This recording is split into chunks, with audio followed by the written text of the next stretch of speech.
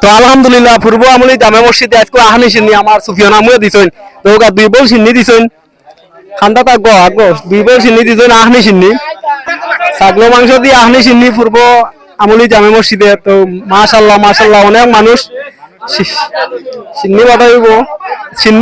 সিন্নি বিতরণর আপনারা দেখা বাটা সিন্নি বিতরণর সিঙ্গলা মতে দেখা আপনারা তো মাশাআল্লাহ মাশাআল্লাহ অনেক সিন্নি একটু পূর্ব আমলি জামে মসজিদে আপনারা দেখা পারবা অনেক সিন্নি